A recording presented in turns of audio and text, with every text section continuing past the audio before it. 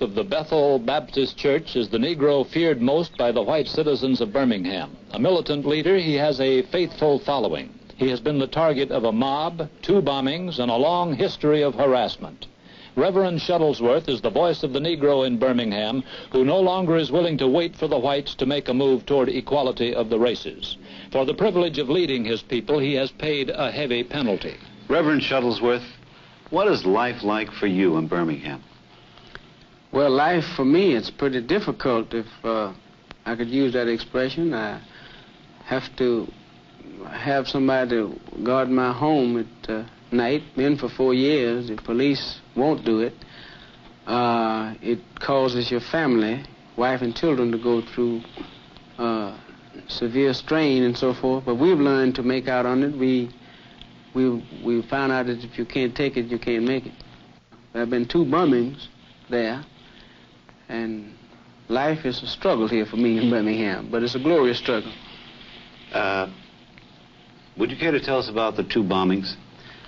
The first bombing was in December 1956, Christmas night, when somebody planted 12 sticks of dynamite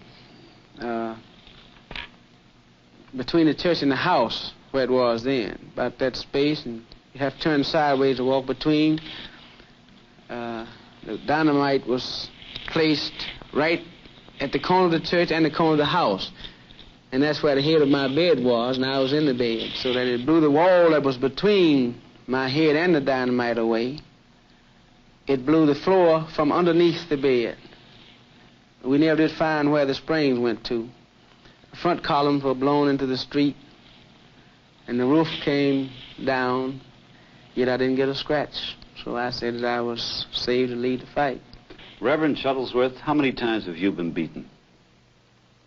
Well, physically, I've been mobbed once, badly. I have faced 2 mobs in this city. And of course, I have no doubt that I would have been beaten in the jails upon one of my arrests, but for the fact that there were several more men arrested with me. Some of the whites really wanted to get to me. I had no fear, however. When you say you were badly beaten, how badly? Quite badly. The first time I saw brass knuckles, I was being struck with them.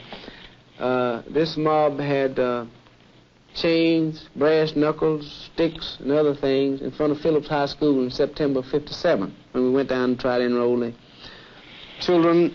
And this wrist was almost broken, and I was knocked to the ground, I guess 5 or 6 times. I was kicked. My face was terrifically scarred. The skin were all off my ears.